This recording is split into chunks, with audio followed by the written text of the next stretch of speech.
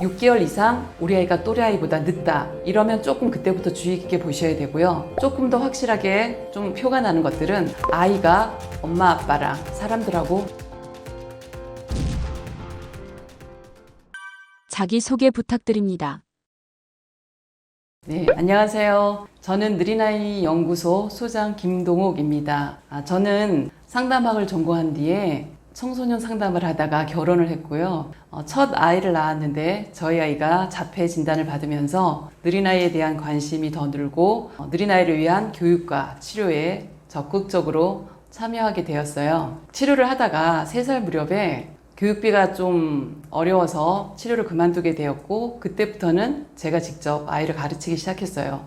그 당시에는 느린아이라는 이유로 자폐 진단을 받은 아이는 교육이 어렵다, 치료할 수가 없다, 부담스러워하는 교사와 기관들을 만나면서 느린아이 부모님들과 많은 저와 비슷한 분들에게 도움이 되고 싶어서 실질적인 어떤 도움을 주면 좋겠다 해서 느린아이 연구소를 시작하게 되었습니다. 네, 단순히 발달이 조금 늦은 단순 발달 지연이라고 하는데요. 이렇게 발달이 조금 늦은 아이에서부터 그 경계성에 있는 아이들, 경계선 지능, 그리고 발달이 심하게 차이가 나서 장애 진단을 받는 아이들까지 전부 포함해서 느린 아이라고 말하고 있습니다. 발달지연과 발달장애 아이들의 치료는 어떻게 다를까요? 제일 큰 건 기간의 차이 같아요. 단순히 발달이 지연돼서 오는 아이들은 아주 부족한 부분을 조금만 집중적으로 해줘도 금방 또래 아이들 수준으로 좀 따라갈 수 있는 힘이 있는데, 발달이 심하게 차이 나서 오는 또는 장애 진단을 받고 오는 아이들은 그 아이들에 비해서 2배, 3배, 많게는 10배 이상도 교육을 하고 치료를 해야 되는 그러한 부분들이 좀 차이가 난다고 생각할 수 있어요. 아이가 자폐 진단을 받았을 때 어떤 생각이 드셨나요? 처음에 저희 아이가 자폐라는 소견을 받았을 때는 정말 하늘이 무너지는 것 같은 충격을 받았죠. 그래서 아무 생각도 나지 않았고 그냥 돌아오는 차에서 계속 울었던 기억이 나요. 그런데 한 일주일 정도 되게 힘들어 하다가 문득 아이 입장에서 생각해 보니까 이러고 있을 때가 아니구나. 내가 정신을 차려서 우리 아이를 치료해야겠다. 말할 수 있게 해야겠다. 이런 마음이 들어서 정신이 좀 번쩍 났죠. 그래서 그때부터는 모든 것을 아이 위주로 교육하고 생활하고 아이와 함께 놀이하고 이런 것들로 전부 생활을 바꾸면서 아이가 좋아지기 위해서 노력했습니다. 지금 자폐다, 느린아이다라는 것을 알게 되었다면 제일 먼저 부모님이 우리 아이가 느린아이구나 하고 인정을 먼저 하셔야 돼요. 수용하지 않으면 아이도 힘들고 부모님도 힘들어서 그 아이를 수용하는 데만 해도 몇 년씩 시간이 걸리는 것을 제가 많이 봤습니다. 첫 번째로는 아이가 느린 아이라는 것을 인정해 주시고, 그 다음에 해야 될 일은 이제는 더 이상 미루시면 안 돼요. 하루라도 빨리 적극적으로 치료를 하시고 교육을 하시는데 중점을 두셔야 돼요. 그래서 이 아이의 치료 기간이 더 늘어지지 않도록, 그리고 아이가 더 불편해지지 않도록, 힘들지 않도록 도와주셔야 되겠죠. 그리고 그 느린아이라는 것을 어머님이 공부하셔야 돼요. 우리 아이가 어떤 특성이 있고 어떤 것을 도와줘야 되는지 꼭 공부하셔야 되고요. 아주 기본적인 발달 과정을 공부하시면 돼요. 공부하시고 그 다음에 느린아이마다 특성이나 증상, 그 다음에 아이마다 나타나는 어떤 행동, 여러 가지 것들이 너무너무 다른데 우리 아이는 그 중에서 어떤 것이 속하는지 파악하셔서 그것에 맞는 교육을 하셔야 되는 게 정말 중요해요. 느린 것을 좀 이해하시고 받아들이신 다음에 적극적으로 치료하시면 훨씬 지금보다 좋아질 수 있다고 저는 말씀드리고 싶어요. 그리고 또 하나 말씀드리고 싶은 것은 아이를 교육하는 기간에만 두시면 절대 안 되고 가정에서 부모님들께서 우리 아이와 뭔가를 하셔야 돼요. 하루에 10분, 20분이라도 좋은데 꾸준히 우리 아이가 부족한 부분을 부모님이 계속 소통하시면서 도와주셔야 돼요. 그렇지 않으면 그렇게 막 드라마틱한 변화를 기대하기가 사실 너무 어렵거든요. 그래서 그 부분을 꼭 염두에 두셔야 되고, 아이에 따라서 지금 가장 먼저 시급하고 우선적으로 해야 되는 단기 계획, 그리고 그것이 해결되었다면 장기적으로는 전반적으로 아이가 골고루 잘 성장하고 사회 구성원으로 소통할 수 있는 이런 계획까지 크게 잡아 놓으셔야 부모님이 중간에 불안하거나 흔들리거나 이런 것들이 훨씬 줄어들 수 있습니다. 이렇게 쭉 꾸준히 교육을 하신 다음에 생각보다 우리 아이가 이제 많이 좋아진 것 같다. 괜찮아진 것 같다. 아니면 되게 염려했던 부분이 이제는 되게 많이 좋아졌다. 이렇게 느끼신다면 다시 한번 재검사를 해보시기를 저는 추천드립니다. 그래서 재검사하셔서 아이가 지금 다시 어떤 수준인지 한 번 더 파악하시고 거기에 맞게 유연하게 다시 교육의 방향을 잡으셔야 됩니다. 느린 아이가 보내는 신호가 있을까요? 일단 가장 쉬운 것은 병원에 가면 영유아 발달 검사를 하게 되어 있거든요. 그 검사를 하다 보면 6개월 이상 우리 아이가 또래 아이보다 늦다. 이러면 조금 그때부터 주의 깊게 보셔야 되고요. 조금 더 확실하게 좀 표가 나는 것들은 아이가 엄마 아빠랑 사람들하고 눈 맞춤이 전혀 안 된다든지 또는 사람에 대한 관심이 너무 없어서 혼자서만 계속 놀이한다든지 옆에서 엄마가 부르고 아빠가 불러도 대답하지 못한다든지 뭐 이런 것들이 일단 가장 중요한 좀 느린 아이의 증상이라고 보여질 수 있고요. 또 한 가지 말씀드리고 싶은 것은 아이가 지나치게 어떤 특정 감각에 대해서 아주 예민하거나 아니면 되게 둔하거나 이러한 증상도 살펴볼 필요가 있습니다. 예를 들면 모자를 전혀 쓰지 못한다거나 따가워서 아이가 느끼는 감각이 너무 예민해서 모자를 쓰지 못한다거나 지나가는 어떤 개가 짖는 소리나 특정 주차장 소리, 오디오 소리에 지나치게 무서워하면서 귀를 막고 전혀 행동하지 못한다든지 이렇게 많은 감각의 이상이 있는 증상들도 나타날 수 있습니다. 저희 아이는 2돌 때까지 엄마를 전혀 못해서 제가 그때부터 좀 주의 깊게 살펴는 보고 있었어요. 제가 불러도 엄마를 전혀 쳐다보지 않았고 제가 어떤 지시를 해도 알아듣고 움직이지 못했어요. 아주 간단한 건데 이리 가져와 이러한 간단한 지시 따르기도 전혀 되지 않았고 아이가 혼자서 주로 장난감을 가지고 놀거나 책을 가지고 놀거나 혼자서 거의 놀았습니다. 단순히 느린 아이와 말만 늦은 아이는 어떤 차이가 있을까요? 네, 차이가 있습니다. 첫 번째, 호명 반응이라고 해서 불렀을 때 쳐다보는지 반응하는지를 보셔야 돼요. 말을 못하는 아이들도 엄마 아빠가 부르면 고개를 돌려서 쳐다보거든요. 그런데 이러한 것들이 전혀 안 된다. 또는 10번을 불렀는데 한두 번 쳐다본다. 이것도 안 되는 걸로 인지하셔야 돼요. 또 하나는 지시 따르기.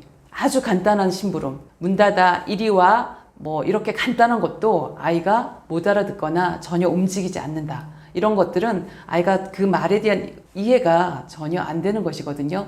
이런 것도 주의 있게 보실 필요가 있고 또 중요한 것은 감정을 아이가 느낄 수 있는지 보는 게 되게 중요하죠. 대부분 일반 아이들은 어렸을 때부터 엄마가 화가 났는지 기쁜지 야단을 치는지 눈치로 이제 알고 엄마의 기분에 따라 상황을 살펴보는 것들이 자연스럽게 습득이 되어 있는데 이렇게 발달이 좀 많이 느려진 아이들은 그런 감정에서 되게 둔하고 옆에서 동생이 울고 피가 나고 야단을 치고 해도 자기는 전혀 상관이 없는 것처럼 혼자 놀이하는 경우들이 종종 나타납니다. 이러한 부분도 한번 보셨으면 좋겠고요. 또 한 가지는 되게 중요한 건데 사람에 대한 관심이 있느냐. 대부분 사람에 대한 관심이 있어서 엄마 아빠랑 놀아달라고 하고 옆에 와서 치대거나 칭얼거리거나 요구사항을 막 어필하는데 사람에 대한 감정이 없기 때문에 아이가 사람보다는 사물, 장난감, 책, 어떤 다른 것들 이런 사물에 대해서 관심을 가지고 그것 가지고 놀고 있거든요. 그런 것들을 잘 살펴보셔야 돼요. 마지막으로는 소통이 되는지 보셔야 돼요. 이거는 말을 잘하고 못하고 이런 것들이 아니라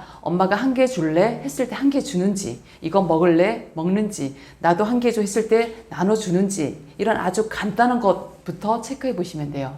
그래서 소통이 되면 잘 모르는 아이는 가르쳐주면서 놀이를 할 수 있는데 이러한 소통이 약한 아이는 계속 반복해서 놀이를 가르쳐 주어도 그게 어떤 놀이인지 전혀 반응하지 못하는 경우가 많습니다. 영재인 줄 알았는데 자폐 증상인 것도 있나요? 저희가 이제 뉴스나 이런 데에서 많이 이제 보도되는 것들이 그런 경우들이 있는데요. 예를 들면 특정한 어떤 그 알파벳 숫자 한글 이런 것들을 그냥 줄줄줄 잘 외우는 것들 또는 기차 지하철 노선 교통 어떤 노선들을 전부 다 그냥 다 외워버리는 아이들도 있어요.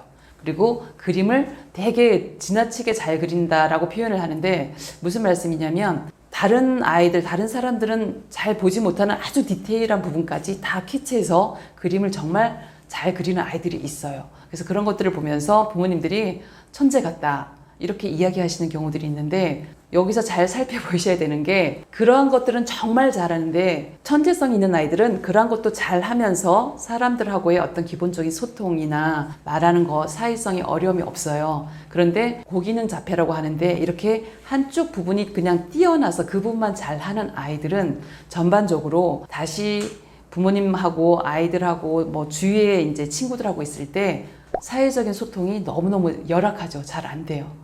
혼자서 하는 건 잘 하는데 뭔가 같이 대화하고 의견을 묻고 이런 어떤 사회적인 소통작용, 상호작용 이러한 부분이 너무 안 되는 것을 알 수 있습니다. 사례들을 보면 고기능 자폐라고 하고 서번트 증후군이라고 하고 이렇게 천재적이고 아니면 한기능이 뛰어난 아이들을 보면 그쪽 부분을 잘 개발시켜서 그림이면 그림을 전시하거나 뭐 어떤 수치나 이런 것들을 잘 외우면 거기에 관련된 부서에서 간단한 어떤 업무를 하면서 취직하는 경우들도 나오고 있습니다. 그런데 전반적으로 사회성이 좋아지고 사람들하고 어울리는데 부족함이 없을 정도로 되는 경우는 좀 많지 않았던 것 같아요. 그런데 이게 어렸을 때 어떻게 교육하느냐에 따라서 이 사회성도 그렇고 또 어떤 자기가 어떤 일을 처리하는 것도 그렇고 이런 부분은 조금 도와줄 수 있다고 생각합니다. 느린 아이의 골든타임은 언제인가요? 대부분 전문가들이 24개월에서 48개월까지를 많이 말씀하세요. 저도 이때가 골든타임이라고 생각하는데 그런데 제가 아이들을 가르치면서 보니까 아이에 따라서는 1년, 2년 정도 더 골든타임이 유지되는 아이들도 있습니다. 그래서 발달학적으로 보면 만 2세부터는 모든 영역이 골고루 잘 발달해야 되는데 이때부터 좀 우리 아이가 느린 아이다라고 하면 또래 아이들하고 표가 나기 시작해요. 그래서 이 시기에 잘 살펴보셔야 되고 왜 이때를 골든타임이라고 하냐면 이 시기에 가장 발달이 급격하게 일어나요. 그래서 되게 많이 성장을 하는 과정이고 또 그럼에도 불구하고 이때가 가장 뭔가 교육을 했을 때 가장 중재가 잘 되는 시기. 쉽게 말해서 뭔가 좀 잘못 방향을 잡고 가고 있었는데 빨리 개입해서 제 방향으로 돌릴 수 있는 시기. 그래서 이때를 골든타임이라고 합니다. 특히 이제 뭐 자폐 스펙트럼이나 이런 아이들이 기적적으로 이렇게 된 경우들은 해외적인 사례나 이런 것들도 많이 있긴 한데 일단 우리나라 의학계에서 자폐나 이런 장애를 받은 아이들이 뭐 드라마틱하게 일반 아이까지 되는 건 좀 많이 어렵다라고 보고 계시거든요. 그런데 이제 현장에서 보면 물론 다 그렇게 되진 않아요. 그런데 빨리 와서 1년이나 2년 집중적으로 교육한 뒤에 일반 어린이집을 갔는데 얘는 뭐가 문제인지 모르겠어요 하고 성장해줬던 아이들이 저에게 왔던 아이들도 간혹씩 그 사례들이 나타나고 있거든요. 최근에 왔던 아이 중에 4살 돼서 말 한마디도 못하고 옹알이도 못하고 정말 너무너무 걱정하시면서 병원 검사 다 하고 오셨던 부모님이 계셨는데 2년 정도 열심히 집중적으로 하루도 쉬지 않고 토요일까지 주 6일을 매일 집중적으로 교육하고 2년 후에 일반 어린이집에 가서 생활 잘 하고 있는 아이도 있습니다. 느린 아이 부모가 처음에 하는 실수는 무엇인가요?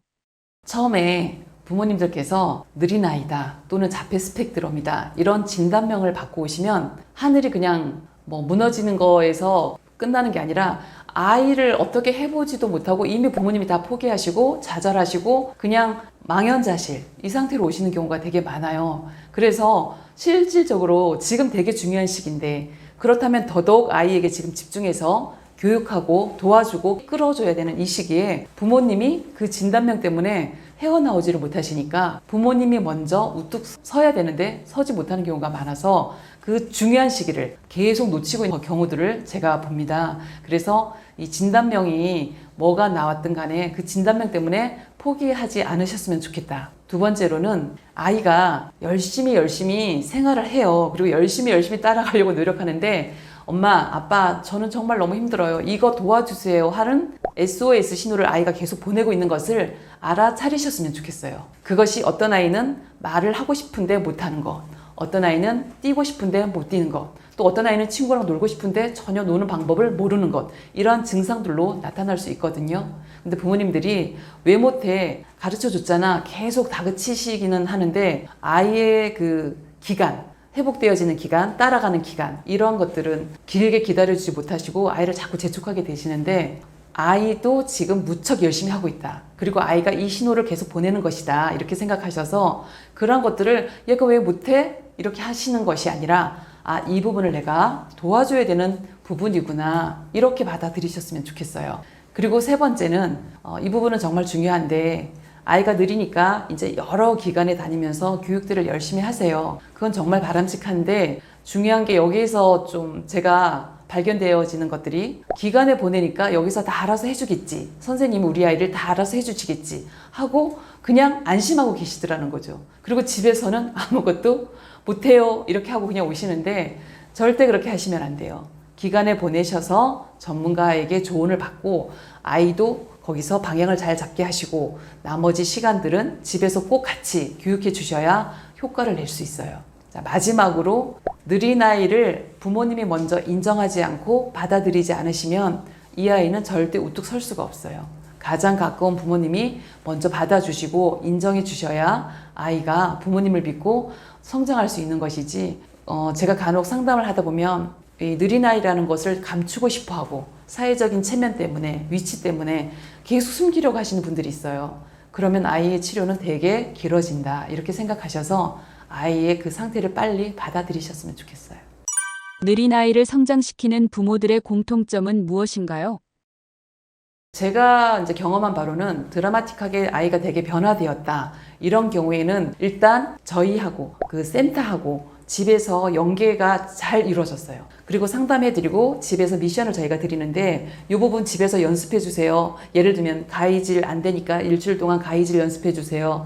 얘는 두부 만지는 거 되게 싫어하니까 일주일 동안 두부 구경시켜주세요. 이렇게 아주 쉬운 미션들을 드리는데 이걸 정말 잘 따라오시고 열심히 적극적으로 하신 분들 그리고 또 하나의 공통점은 치료 시간을 주 1시간, 2시간 하는 게 아니라 저희는 이제 매일 오는 아이들이 있는데 매일 오신 분들 이런 경우는 당연히 교육하는 시간도 많아지고 또 그만큼 집에서 또 하시니까 빨라질 수밖에 없는 것 같아요. 결과적으로 보면 부모님께서 적극적으로 아이랑 같이 함께 하시려고 마음을 먹고 준비하고 있느냐 그래서 미션을 드리고 이렇게 합시다 했을 때 잘 따라오느냐 그리고 아이에게 초점을 맞추고 같이 그런 것들을 해주시느냐 이런 집에서 연계 작업이 정말 중요하다고 생각합니다. 느린 아이를 위해 부모의 공부가 꼭 필요한 이유는 무엇인가요? 일단은 첫 번째로는 아이하고 가장 많이 있는 것이 부모님이고 그 중에서 엄마가 아이랑 주로 많은 시간을 같이 있기 때문에 그 같이 있는 시간에 어머님이 아이에 필요한 것들을 10분, 20분씩만 집어넣어 주시면 이런 센터나 전문 교육기관에서 교육하는 효과가 나와요. 그래서 부모님이 알고 계셔야 되는 거죠. 우리 아이 어떤 부분에 내가 교육을 해주고 도와줘야 되는지. 가장 많은 시간을 함께 있는데 그 시간을 그냥 다 낭비하시면 너무너무 아깝거든요. 그래서 첫 번째는 부모님이 가장 많은 시간을 보내기 때문에 꼭 부모 교육을 하셔서 그 시간을 도와주셔라. 두 번째는 아이들에게는 부모님의 영향력이 되게 절대적이에요. 그런데 느린 아이들은 더 그래요. 더 그런 경우가 많아요. 왜냐하면 인지적이나 이런 사회적인 어떤 판단 이런 것들이 약하기 때문에 엄마가 하라고 하면 하고 안 된다고 하면 못 하거든요. 엄마의 그 영향력이 너무 크다 보니까 아이는 이게 잘못된 건지 잘 된 건지 잘 모르고 그냥 따라가요. 그래서 어머님이 또는 아버님이 이 부모 교육을 통해서 방향을 잘 잡으셔야 아이를 잘 이끌 수 있겠죠. 그래서 부모님이 꼭 교육을 받으셔야 되고 마지막 세 번째로는 부모님이 우리 아이에 대해서 얼만큼 아는지에 따라서 아이의 그 성장 속도가 달라질 수 있어요. 다시 강조하지만 아이가 어떤 부분이 약한지 이게 안 되는지 아이가 왜 이거 싫어하는지 이런 것들을 부모님이 아시면 거기에 맞게 아이에게 접근할 수 있고 같이 치료할 수 있거든요. 교육할 수 있거든요. 그래서 부모님이 아이를 잘 알고 계셔야 되기 때문에 부모 교육이 꼭 중요하다고 생각합니다. 아이의 성장을 앞당기는 핵심은 무엇인가요? 첫 번째는 우리 아이 위치를 부모님이 빨리 파악하셔야 돼요. 대부분 제가 만나서 상담해보면 부모님의 바람이 있고 아이의 상태가 달라요. 부모님은 아이가 이 정도 상태라고 생각하는데 제가 막상 아이와 수업을 해보고 테스트를 해보면 아이는 이 미치거든요. 그리고 어떤 아이는 예를 들면 저희 나이는 전부 다 되는데 사회성만 안 되니까 사회성 수업만 해주세요. 이렇게 이야기하시는데 제가 아이를 보면 사회성 수업이 지금 중요한 게 아니고 그 밑에 단계들이 아직 안 되고 있어요. 그걸 집중적으로 하셔야 되는데 부모님의 바람으로 일반 아이들하고 놀고 싶으니까 일반 아이들 속에 들어가고 싶으니까 사회성만 수업하겠다 이렇게 하는 경우 정말 많아요. 그래서 첫 번째는 우리 아이의 현재 위치, 수준 이걸 빨리 파악하셔야 돼요. 근데 이때 중요한 게 가족이나 친하신 분들한테 물어보시면 안 되고 꼭 전문가에게 가셔서 상담하시고 알아보셔야 돼요. 두 번째는 미디어를 전부 차단하셔야 돼요. 이 영유아기 때는 정말 득이 되는 것보다 손해보고 잃어버리는 게 훨씬 많기 때문에 미디어는 전부 차단하셔야 돼요. 저는 저에게 오는 아이들이 어느 정도 수준에 올라갈 때까지는 100% 다 차단하라고 말씀드리고 있습니다. 그게 미디어가 단순히 TV만이 아니고 휴대폰이 아니고 오디오, 소리 나는 장난감, 반짝거리는 장난감 이러한 모든 것이 미디어예요. 기계에서 나오는 것은 전부 미디어라고 생각하셔서 이러한 자극을 완전히 차단시켜 주셔야 아이가 사람의 소리, 사람에게 관심을 갖게 돼요. 그래서 미디어는 전부 다 차단해 주셔야 훨씬 빠르게 아이가 변화될 수 있다고 말씀드리고 싶어요. 세 번째는 부모님이 아이랑 같이 있으면서 수다스러워지셔야 돼요. 아이랑 같이 있는데 힘들다고 해서 먹이고 재우고는 하시는데 아이에게 필요한 언어 자극을 해주시지 않으면 아이는 들어야 말도 나오는데 어머님이 말씀을 안 해주시면 아이는 알 수 있는 방법이 없어요. 그래서 제가 잘 모르겠으면 아이를 따라다니시면서 아이가 먹는 것, 하는 것, 아이가 행동하는 것 다 입으로 그냥 표현해 주라고 말씀드려요. 그래서 아이에게 일단 계속해서 심어주는 작업이 필요합니다. 그래서 이런 활동을 같이 해주시고 마지막으로 적극적으로 이제는 교육하셔야 돼요. 이게 무슨 말이냐면 부모님은 열심히 하고 싶은데 어떻게 해야 될지 모르겠어요. 그러면서 그냥 시간을 보내시는데 쉽게 말씀드리면 그동안 5마디 하셨으면 10마디 하시면 되고 그동안 아이랑 집에서만 놀았으면 밖에 주말에 무조건 밖에 나가서 자연에서 놀아주시고 뭐 주위에 갈 수 있는 곳들이 있다면 아이랑 한 번씩 손잡고 다 가셔서 알려주시고 이런 것들이에요. 이런 것들을 이제는 힘들다고 안 하시면 안 되고 아이와 적극적으로 뭔가 같이 활동하는 것들이 많아지셔야 된다는 것입니다. 초기 상담은 무조건 전문가와 해야 하는 이유가 있나요? 초기에 정확한 정보를 알아야 아이에 대한 방향이 제대로 잡혀요. 그래서 초기에 그 정보가 되게 중요한데 이것을 친한 옆집, 알고 있는 지인, 가족에게 물어보면 그분들은 전문가가 아니라서 대부분 긍정적인 말을 해주세요. 괜찮다, 뭐 애비도 늦었다, 좀 기다리면 한다, 옛날에 다 그랬다. 이런 것들이 제가 상담을 해보면 거의 진짜 90%. 그래서 주위 분들의 말을 듣고 안심하고 기다리시거든요. 절대 그렇게 하시면 안 돼요. 아이는 다 달라요. 옛날의 아이도 다르고 지금의 아이도 다르고 그리고 옆집 아이도 다르고 우리 집 아이는 달라요. 그래서 꼭 전문가에 가셔서 상담을 하셔서 아이에게 맞는 방향을 설정하셔야 된다. 그리고 또 한 가지 말씀드리고 싶은 것은 부모님들에게 물어보는 경우가 되게 많은데 부모님들이 비슷한 느린 아이를 키우고 있지만 다시 말씀드리지만 이 느린 아이가 증상은 비슷한 게 있을 수 있어요. 그런데 증상은 비슷할지 모르지만 아이는 전부 다 달라요. 제가 10여 년 넘게 일을 해오면서 제가 선생님들하고 이야기할 때 증상은 비슷한데 똑같은 아이는 한 명도 없다 이렇게 이야기합니다. 그래서 다시 얘기하지만 꼭 전문가랑 이야기하셔서 상담하셔서 아이에 맞게 제대로 계획을 세우시고 그렇게 방향성대로 나아가야 낭비하는 시간 또 허탕치는 시간 이런 시간들을 줄일 수가 있습니다. 느린 아이 교육의 핵심은 무엇인가요? 아이들을 살펴보면 되게 심적으로 느리지만 똑같이 느린 아이인데 어떤 아이는 편안하고 긍정적인 아이가 있고 어떤 아이는 되게 위축되고 불안하고 예민한 아이들이 있어요. 물론 기질이나 아이의 어떤 특성, 기질 때문에 그런 경우도 있지만 이 양육 과정에서 부모님이 아이에게 되게 예민하게 또는 불안하게 했던 경우들이 있으면 아이는 그것을 그대로 물려받아요. 그래서 왜 중요하냐면 저희가 교육을 해보면 이렇게 조금 불안정하고 불안하고 좀 위축된 아이들은 자기의 것들을 끄집어내질 않아요. 그래서 이 아이가 얌전한 것 같고 무표정이고 조용한 것 같지만 이 아이 속에 어떤 부분이 부족한지 어떤 부분이 도움이 필요한 부분인지 알기 위해서는 자기의 것들을 전부 보여줘야 되는데 가만히 있는 아이들은 선생님들이 그것을 다 끄집어내서 확인을 해야 되기 때문에 치료에는 훨씬 더 오랜 시간이 걸려요. 그런데 아이가 말도 못하고 뭘 잘 못하지만 자신감이 있고 마음껏 행동하고 표현하는 아이들은 금방 알 수가 있죠. 아, 얘가 이건 되는데 이건 안 되는구나. 이런 방향성을 잡고 교육하는데 정말 시간을 단축할 수 있어요. 그래서 부모님이 아이에게 조급함, 또 답답함, 불안한 것들을 나타내지 마시고 있을 수 있지만 아이 옆에는 절대 그런 표정을, 그런 행동을 안 하셨으면 좋겠어요. 아이 옆에서는 괜찮아, 할 수 있어. 이렇게 좀 태연하게 아이를 좀 지도해 주시고 그런 부분은 아이에게 느끼지 않도록 부모님이 먼저 마음을 가다듬고 편안하게 아이를 좀 대할 수 있으면 좋을 것 같습니다. 느린 아이를 믿어주는 것이 중요한 이유가 있나요?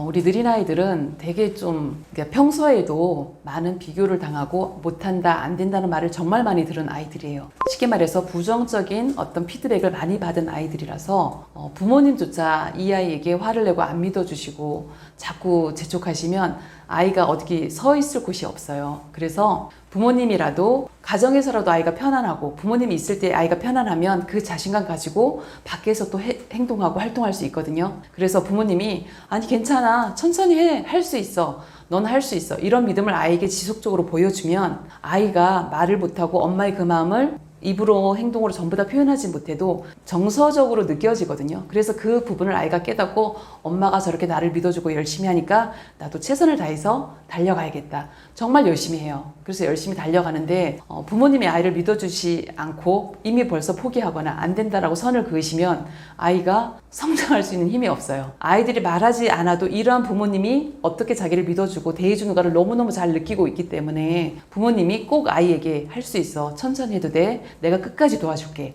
이런 메시지를 꼭 주셨으면 좋겠어요. 보호가 느린 아이에게는 어떤 영향을 미칠까요?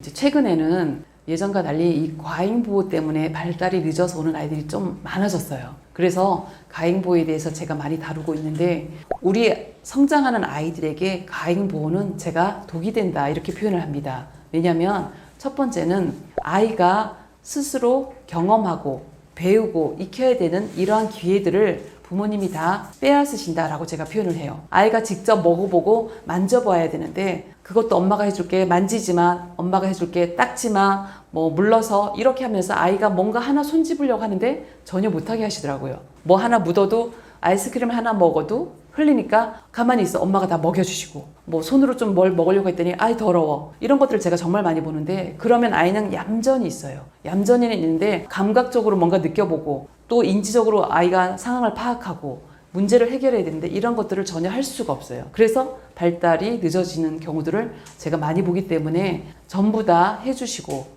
전부 다 도와주시고 무조건 제공해주는 가행보호는 정말 좋지 않다. 그리고 두 번째는 아이가 정말로 아이가 의존적인 아이가 됩니다. 엄마 아빠가 없으면 아무것도 못하는 아이, 그냥 울기만 하는 아이, 불안한 아이 이렇게 바뀌는 것을 보면서 엄마가 없어도 아이가 간단한 것들을 할 수 있어야 되잖아요. 그런데 너무 과잉보호가 심했던 아이들은 엄마의 그 어떤 경계선이 없어지면 엄마가 잠깐이라도 어디 가면 그 불안함을 견디지 못해서 아무것도 못하는 것을 제가 보면서 이게 너무너무 지금 안 좋구나. 과잉보호가 위험하다 이렇게 생각을 하고요. 또 세 번째로는 어쨌든 과잉보호를 통해서 엄마 아빠가 계속 대신해주고 대신 먹여주고 대신 해줬던 것들 때문에 이 아이의 발달의 속도는 계속 늦어집니다. 왜냐하면 직접 해야 되거든요. 직접 해야 걸어갈 수 있고 직접 해야 먹을 수 있고 그쵸? 그런데 이런 것들을 해주다 보니까 아이의 발달은 계속 늦어져요.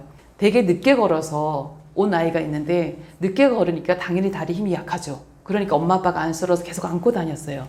4살, 5살이 돼가는데도 계속 안고 다니시는 거예요. 그러니까 아이가 힘이 더 없어요. 다리가 막 후들후들 떨려요. 상식적으로 생각해보면 아이가 다리가 약하기 때문에 다른 아이보다 2배, 3배 걷게 해서 다리의 근육도 키우고 힘을 길러야 되거든요. 근데 부모님이 너무 안쓰러워서 계속 아이를 안고 다니시니까 아이가 조금만 걸어가도 몇 걸음 안 걸어가도 그냥 울고 주저앉는 거예요. 그러면 또 안쓰러워서 안아주시고 이게 계속 반복이 되는 것을 보면서 제가 그 연습을 이제 아이가 한 걸음부터 걷는 연습을 시켜서 걷게 이렇게 했던 기억이 나는데요. 아이가 약한 부분이 있어도 아이가 스스로 자꾸 할 수 있도록 기회를 주셔야 됩니다. 그래야 마지막으로 아이가 어떤 일이 펼쳐졌을 때 많이 경험해보고 반복적으로 해봤던 아이는 문제 해결을 할 수가 있어요. 물이 쏟아지면 걸레 갖고 닦을 수도 있고 이런 것들을 할 수 있는데 아무것도 안 해본 아이는 그냥 울고 그 자리에서 꼼짝 않고 있는 것을 제가 봅니다. 그래서 과잉보호보다는 아이가 스스로 할 수 있게 기회를 많이 주셨으면 좋겠다라고 이야기합니다.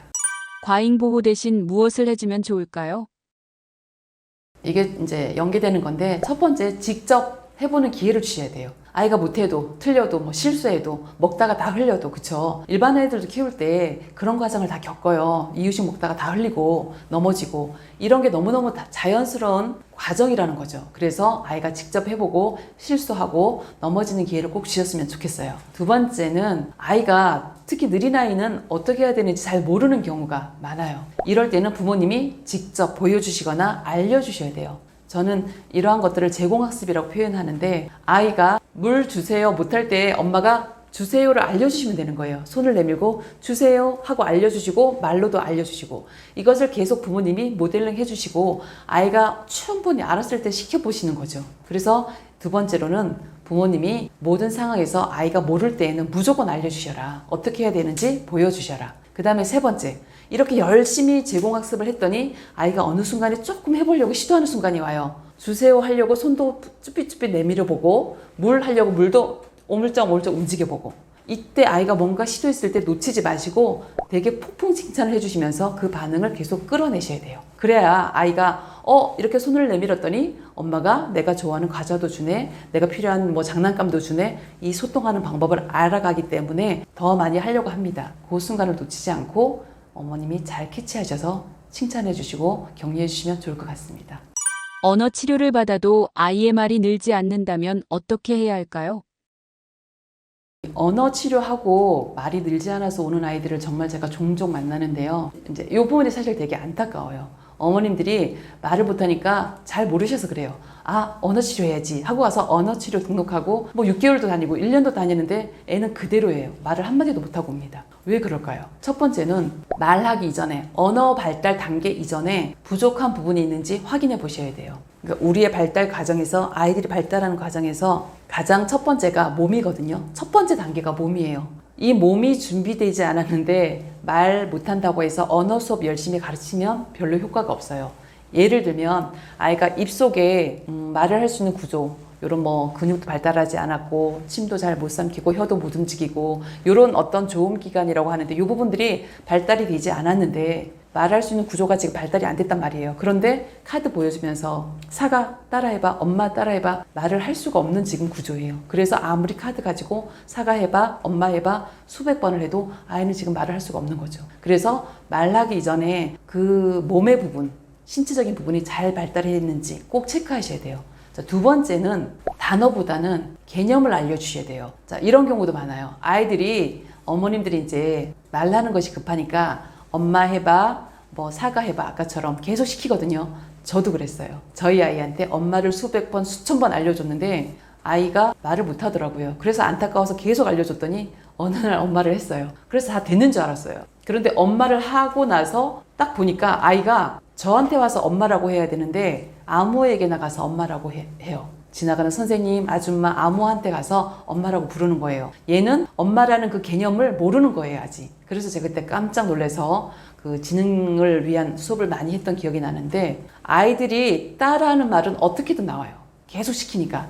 따라하는 말, 그런 것보다 중요한 것은 개념을 알 수 있어야 된다는 거죠. 제가 봤던 아이들 중에 1부터 100까지 쓰고 자기 이름도 쓰고 이런 아이들 열심히 이제 학습해서 온 아이들 1부터 100까지 쓴다고 자랑하고 막 오죠. 근데 1을 쓰고 한 개라는 것을 전혀 모릅니다. 제가 깜짝 놀랐어요. 사과 세어볼까? 하나, 둘 하면 그 연습을 했는지 하나, 둘 하면 2를 숫자를 써요. 2는 몇 개야? 2개라는 것을 말을 못해요. 그래서 이런 개념이 빠져 있기 때문에 말은 시작하더라도 이후에 발달하는 데서 또 되게 많은 차이가 나더라. 이런 이야기를 드리고 싶습니다. 그래서 이런 개념을 알려줄 수 있는 놀이, 크다, 작다, 뭐 무겁다, 가볍다 이런 것도 일상에서 놀면서 계속 아이에게 이야기해 주시는 것이 도움이 되고요. 세 번째는 평면보다는 입체적인 어떤 경험, 학습을 많이 해주셔야 돼요. 무슨 얘기냐면 치료기관에 갔더니 카드를 가지고 또는 어떤 경우에는 뭐 팁이나 이런 걸 가지고 아이들을 교육할 수도 있어요. 물론 카드가 필요하죠. 냉장고 직접 가지고 올 수 없으니까 카드로 보여주고 가르쳐야 되는데 이 카드로 가르치는 비율이 너무 많이 넘으면 아이들이 입체적인 부분이 되게 약해요. 그래서 사과를 하나 알려줘도 직접 먹는 사과를 가지고 이게 사과야 해서 만져보고 또 재질이 어떤지 그 느낌이 어떤지 또 무게는 어떤지 만져봤을 때 부피가 얼만큼인지 이런 것들을 다 알아야 사과를 알고 있는 거잖아요. 평면적인 학습, 학습지나 카드만 가지고 가르치면 아이가 거기에 있는 거는 사과라고 생각을 하는데 실제적인 사과를 갖다 주면 사과가 아니라고 생각할 수도 있어요. 예, 그래서 이런 입체 경험을 계속 늘려주셔야 된다. 한 가지 더 말씀드리고 싶은 것은 다양한 어휘와 문장. 이거는 계속 강조하면서 나오는 내용인데 아이에게 한 가지 말로만 대답을 하시고 알려주시면 아이는 그 말만 인지를 해요. 이것도 제가 이제 만났던 아이 중에 아이에게 밥 먹을 때마다 밥 먹자 하셨대요, 어머님이. 그러니까 그러니까 밥 먹자 하면 밥 먹는 줄 알고 오는 거예요, 식탁에. 근데 어느 날 엄마가 배고파, 배고프지? 이랬더니 무슨 말인지 모른다는 거죠. 그래서 밥 먹을 때도 밥 먹자도 가르쳐 주셔야 되고, 배고프지? 배고파. 아침밥 먹자. 아침 먹자. 그쵸? 여러 가지 그 상황에 어울리는 다양한 어휘들을 어머님이 많이 사용해 주셔야 돼요. 그래서 어떤 상황인지를 아이가 알 수 있게 도움이 주셔야 되고, 마지막으로는 아이가 생각하고 대답할 수 있는 훈련을 정말 많이 하셔야 돼요. 따라하는 건 아이들이 어느 정도 하거든요. 따라하는데 이게 조금 지나다 보면 사과 줄까 딸기 줄까 줄까, 또는 사과 줄까 딸기 줄까 하면 딸기 줄까, 끝에 것만 계속 따라해요. 아이는 모르겠는 거죠, 뭘 대답해야 되는지. 그래서 그것을 가지고 아이가 생각해서 사과가 먹고 싶은 거야 딸기가 먹고 싶은 거야, 그러면 딸기라고 얘기하면 돼. 이 과정을 계속 연습해 주셔야 돼요. 이것을 이제 질문으로 할 때 아까 말씀드린 것처럼 사과가 좋아 딸기가 좋아, 처음에 아이가 딸기가 좋아 이렇게 하다가 나중에는 좋아하는 것을 사과 좋아 딸기 좋아 이렇게 선택하게 되거든요. 그러면 그 다음에 또 한 번 더 업그레이드 하셔서 왜 딸기가 좋아? 왜 사과가 좋아? 이렇게 질문으로 계속 생각하면서 대답할 수 있도록 가르쳐 주시면 됩니다. 느린 아이의 사고력을 높이는 활동은 무엇이 있을까요? 사고력을 높이기 위해서 제일 첫 번째는 육하 원칙. 그렇죠. 대부분 알고 계시는데 우리 느린 아이들에게는 이 육하 원칙을 잘 안 가르쳐 주시더라고요. 왜냐하면 아직 이거 육하 원칙 하기에 아이가 너무 어렵다, 이렇게 생각을 하시는 거예요. 그래서 그렇게 하시면 안 됩니다. 시간이 그렇게 늘 막 이렇게 기다려주지 않아요. 그래서 정말 안 되면 제가 육하 원칙을 크게 써서 칠판에라도 붙여서 일단 처음에 외우게라도 시키게 해요. 시각적인 기능은 아이들이 뛰어난 아이들이 많아서 외우는 것은 잘해요. 그럼 일단 외우게 시키시고, 그 다음에 이 육하 원칙을 일상생활에서 계속 알려주시는 거예요. 우리 오늘 어디 갔었지? 중국집에 뭐 짜장면 먹으러 갔어. 생일인데. 그러면 우리 오늘 어디 갔었지? 왜 갔지? 누구하고 갔지? 가서 뭐 먹었지? 이런 훈련을 계속 하시면 조금 더 이해가 빠른 게, 아이가 현장에 갔었고 거기에서 짜장면을 먹고 왔잖아요. 그래서 그나마 조금 생각이 나요. 아, 거기 아빠랑 갔었지, 우리 거기서 짜장면 먹었지 하다 보면 어렴풋이 생각이 나요. 그래서 이렇게 한번 아이가 봐왔던 것을, 시각적으로 봤던 것을 일상에서 계속 연습하시면 되게 효과가 좋고요. 또 요게 잘하는 아이들이다, 요 정도는 이제 잘한다 하시면 책을 읽고 책에서 육하원칙 질문을 하셔도 되고, 요즘에는 학습지가 잘 나와서 한 문장에 육하원칙을 찾는 문장들을 샘플로 많이 이제 내보내는 교재들이 있어요. 그걸 가지고서라도 육하원칙에 대한 개념을 알려주시는 게 정말 도움이 됩니다. 그 다음에 두 번째는 책을 읽거나 또는 어떤 오늘에 있었던 일들을 아이가 아주 한 문장이라도 괜찮아요. 그 책을 읽은 것을 엄마에게 이야기하는 것을 매일매일 실천해 보세요. 또는 오늘 어디 놀이터에 가서 놀고 왔는데 아이에게 아빠한테 이야기하라고 이런 연습을 자꾸 시키세요. 처음에는 단어로만 대답해요. 그리고 잘 안 되면 엄마 아빠가 물어보시는 거죠. 오늘 미끄럼틀 탔어? 시소 탔어? 이렇게 힌트를 주면서 물어보시면 돼요. 그럼 아이가 거기에 단답형으로 대답을 하고, 그러한 것들을 모아서 자꾸 문장으로 연습하는 연습을 시키면 아이가 어느 순간 한 문장씩, 두 문장씩 이렇게 전달할 수 있거든요. 그래서 책이나 일상생활을 통해서 아이가 전달하는 연습, 이런 것들을 해주시면 좋고, 또 한 가지 말씀드리고 싶은 것은 집에서 많이 하실 텐데 보드게임이나 체스 놀이, 그쵸? 이거 정말 도움이 됩니다. 보드게임을 하면서 아이가 규칙도 배우고 이겨야 되니까 생각도 하게 되고, 그쵸? 이런 과정들을 겪으면서 되게 많은 생각들을 하게 되는데, 느린 아이라면 이 보드게임을 할 때 아주 쉬운 보드게임부터 시작하셔야 되고요. 아이 수준보다 쉬운 것부터 시작하시고, 규칙은 한꺼번에 다 알려주시면 안 돼요. 규칙은 아이가 익히면서 한 개씩 한 개씩 추가하셔서 알려주셔야 돼요. 아이가 이제 어느 정도 게임을 하게 됐을 때 부모님이 조금씩 힌트를 주는 거예요. 아이가 생각할 수 있도록. 체스를 하는데 저는 그렇게 하거든요. 거기에 가면 엄마가 너 먹을 수도 있는데 엄마가 지금 이쪽으로 옮겼는데 왜 움직였을까? 이 말을 왜 이쪽에 움직였을까? 네 거 한번 잘 점검해봐. 이런 식으로 제가 힌트를 주거든요. 그래서 이런 과정들을 같이 넣으셔서 보드게임을 하시면 아이가 생각하는데 훨씬 도움이 됩니다. 네 번째로는 과학 실험이 정말 도움이 되는데, 아이들이랑 집에서 아주 간단하게 할 수 있는 과학 실험이 정말 많아요. 종이 배를 만들어서 물에 띄웠는데 어떤 거는 잘 가는데 어떤 거는 왜 넘어지지? 왜 잠수를 하지? 이런 것들 그냥 아이랑 놀면서 생각할 수 있는 것들을 하나씩 던져주시면 돼요. 뭐 이거랑 이거랑 섞었는데 이거는 왜 이렇게 스펀지에 물이 잘 들어가지? 뭐 이건 휴지는 왜 물이 이렇게 잘 빨아들이지? 이건 왜 물을 못 빨아들이지? 아주 쉬운 것들이 많아요. 이런 것들로 그냥 아이 수준에 맞춰서 하시면 되고, 최근에 이제 보면 학교에서도 많이 활용하는 게임들인데 그래비 트랙스라고 해서 이런 것들은 과학 실험의 과학의 어떤 원리를 이용해서 만든 놀이기구들이라서 요거를 해보니까 아이가 스스로 길을 만들고 지렛대를 이용하고 뭐 이런 뭐 힘의 원리도 이용하면서 아이가 그런 것들을 계속 생각하면서 그걸 만드는 것을 제가 보니까 그런 것들은 되게 도움이 될 것 같습니다. 한 가지 더 말씀드리고 싶은 것은 글쓰기 연습을 하시면 가장 좋아요. 글쓰기 되게 어렵다고 생각하시는데 이것도 연습시키시면 돼요. 그래서 아이의 수준에 따라 다르게 하는데 전혀 아이가 지금 글 쓰는 게 안 된다. 그림 일기라도 시키시면 되고, 또 글 쓰는 거는 너무 어려워요 하면 아주 짧은 동시집을 필사를 시키셔도 돼요. 시작은 그렇게 하시고 그 다음에 점차적으로 어떤 문장에 가로 채우기, 그럼 단어만 집어넣으면 되니까 이런 가로 채우기 예시를 주셔서 가로 채우기 하시고, 좀 잘하면 그때부터 한 줄 쓰기, 뭐 세 줄 쓰기 하셔서 글 쓰는 연습을 하시면 사고력을 높이는 데 무척 도움이 됩니다. 아이의 말을 빠르게 성장시키는 방법이 있나요? 빠르게 말을 늘리는 방법은 첫 번째는 무조건 일단 멈추셔야 돼요. 무슨 말이냐면 아이가 물이 먹고 싶어요. 근데 어머님이 아이가 눈빛만 줬는데 벌써 물을 갖다가 입에다 꿀떡꿀떡 막 컵에다가 넣어주시거든요. 어머님이 그렇게 주시고 싶은 마음을 잠깐 참으시고 멈추시는 거예요. 얘가 그러면 손짓을 하던가 물 먹고 싶다고 손짓을 하던가, 말을 할 수 있는 아이는 물 이렇게 물이라는 말이라도 하거든요. 그걸 기다리시라는 거예요. 아이의 말을 늘리고 싶으시다면 한 번이라도 더 표현하고 말을 할 수 있도록 어머님이 잠깐 멈추세요. 제가 왜 이 말씀을 드리냐면 부모님이 아이들을 볼 때 제가 가만히 가서 보니까 과일도 다 깎아서 뭐 사탕 이런 것도 다 까서 앞에 딱 진열을 해놓고 아이가 손대서 먹는 것도 못 참으셔서 어머님이 손 넣어서 그냥 입에 쏙쏙쏙 다 넣어주기만 하시더라고요. 그러면 더 말이 늦어지고 아이는 더 표현하는 것이 늦어질 수 있으니까 기다리세요. 아이가 뭔가라도 움직이도록 신호를 주도록 기다리세요.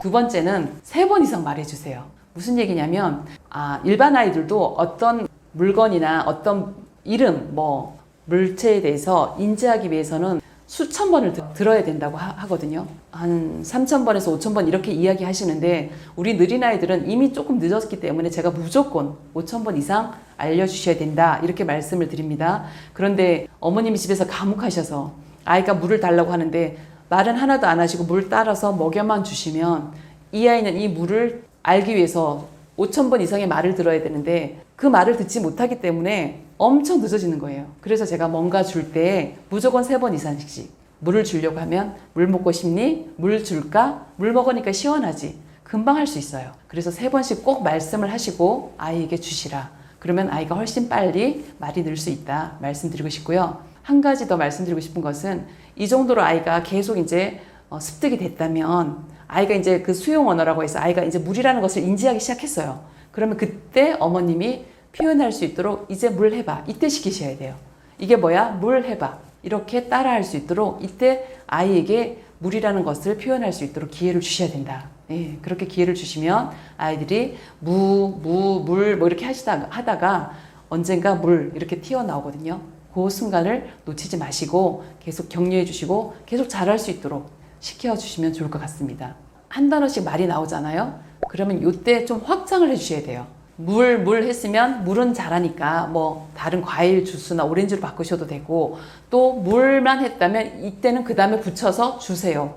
물 주세요를 연습하시면 되고, 물 주세요를 잘하면 그 다음에 앞에 엄마 물 주세요. 엄마가 없으면 아빠 물 주세요. 물 대신에 엄마 장난감 주세요. 이렇게 막 바꾸시면서 아이에 맞춰서 계속 단어를 확장해 주시고 문장이 될 수 있도록 자연스럽게 늘려주시면 됩니다. 그리고 한 가지 또 말씀드리고 싶은 것은 말을 잘할 수 있도록 움직여야 되는 이 입에 관련된 기관을 조음 기관이라고 하는데, 집에서 놀이하면서 이 조음 기관을 많이 훈련해 주시면 훨씬 빨리 됩니다. 언어 치료나 언어 수업을 할 때 이 조음 기관 훈련을 거의 필수적으로 다 합니다. 집에서 할 수 있는 것들로는 비눗방울 불기, 피리 불기, 풍선 불기, 뭐 촛불 끄기, 이제 입술을 동그랗게 말아서 손등에 대고 뽀뽀하기, 뭐 이런 여러 가지가 있는데 이건 언어 수업을 할 때 선생님들이 충분히 이 방법들을 알려주실 거라고 생각해요. 그래서 이런 것들을 할 수 있는 것들을 집에서 계속 연습해 주시고 볼 마사지도 해주시고, 이렇게 해서 좋은 기관이